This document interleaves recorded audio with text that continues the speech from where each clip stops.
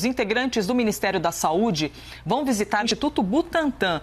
Esse local, o Instituto Butantan, que a gente fala tanto aqui, está produzindo a tão esperada vacina Coronavac, que é uma parceria com a farmacêutica chinesa Sinovac. O Butantan é o principal produtor de soros e vacinas do Brasil e possui expertise reconhecida em todo o planeta em tecnologias de imunização. Doutor, como é que a gente pode explicar a tal da inteligência emocional? Tanto de quem está produzindo uma vacina e até para quem está na expectativa de receber essas doses. Só é tanta novidade chegando para a gente, né, Elisa?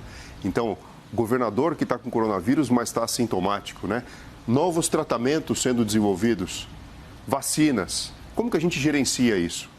Se a gente parar para pensar que a inteligência emocional é a nossa habilidade de entender a realidade, entender que existe uma expectativa futura possível e que pode ser satisfeita ou não, a gente está aqui falando de como a gente pode lidar com essa situação. Então, eu acabo elencando. Essa notícia, ela de fato, ela é positiva e vai me levar para um lugar melhor ou não?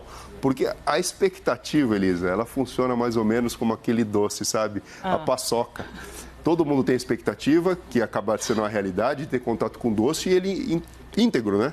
E muitas vezes você vai pegar uma paçoca, ela está toda esfarelada. Ela se despedaça, verdade. E a realidade é a mesma, porque os ingredientes estão ali, mas a expectativa de ter aquele futuro perfeito daquela forma acaba ficando diferente, porque você projetou algo que não foi compatível com a realidade. Então, entender tudo isso é um convite para que a gente tenha inteligência emocional e a gente saiba gerar. Você imagina, o Instituto Butantan com tanta produção intelectual, científica, que acaba sendo um grande motivo de orgulho para todo o nosso povo brasileiro, trazendo uma notícia dessa, faz com que a gente se sinta melhor e orgulhoso. Eu acho que isso é importante a gente falar dentro de todo o problema que a gente está vivendo. O que é isso, doutor? Inteligência emocional, todos nós temos? É, Daniel Goleman, que é um neurocientista americano, né, ele descreveu isso na década de 80, tem um livro famoso dele, Inteligência Emocional, e a partir disso muitas pessoas começaram a entender que é importante você gerenciar essa expectativa.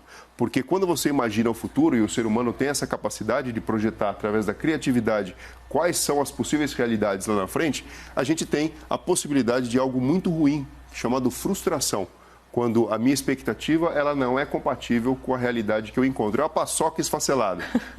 E aonde acontece isso no cérebro? E onde acontece no cérebro? Aqui na frente, nos lobos frontais, onde a gente manipula toda a nossa memória das situações anteriores que a gente viveu, onde a gente imagina o que pode acontecer, a gente imagina e às vezes tem a sensação, eu digo sensação porque nem sempre isso é realidade, que a gente tem o livre-arbítrio.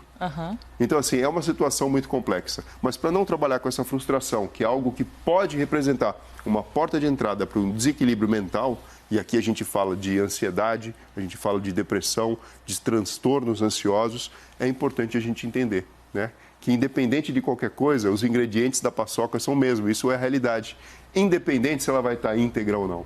Isso faz com que a gente abrande o nosso coração e a gente consiga seguir em frente. E é muito interessante a gente trazer essa questão de inteligência emocional, porque a frustração diz e muito como é a característica daquele ser humano, correto, doutor? Porque a gente tem a expectativa de que algo dê certo e pode dar tudo errado dentro dessa expectativa, porque a realidade às vezes é diferente. Mas a maneira como a gente reage, ou seja, tem gente que fica indignada, que sai xingando, que chora, que grita, e outros que pensam na frustração, ok, não deu certo dessa vez. Então, isso tem muito a ver com a nossa maturidade emocional? Maturidade emocional do indivíduo e aqui do coletivo, porque a gente está, como você falou, 6 meses falando isso. Parece que, de repente, tudo virou monotemático.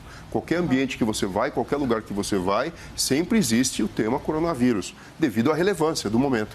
Mas isso faz com que, quando a gente passar por isso, porque vai passar de uma forma ou de outra, vai passar, a gente tenha uma maturidade como humanidade maior do que a gente tinha antes, porque é um problema diferente de uma guerra, porque uma guerra também provoca esse tipo de sentimento e de até evolução, né? Porque a gente cresce nos problemas, mas faz para com que a gente possa, como ser humano, entender isso de uma forma melhor. Então, é um exemplo prático de que a gente precisa, sim, desenvolver a nossa empatia, desenvolver, sim, o amor pelos outros, entender o contexto do que é o bem público, qual que é o papel dos governantes, dos profissionais da saúde, dos profissionais da comunicação e assim sucessivamente.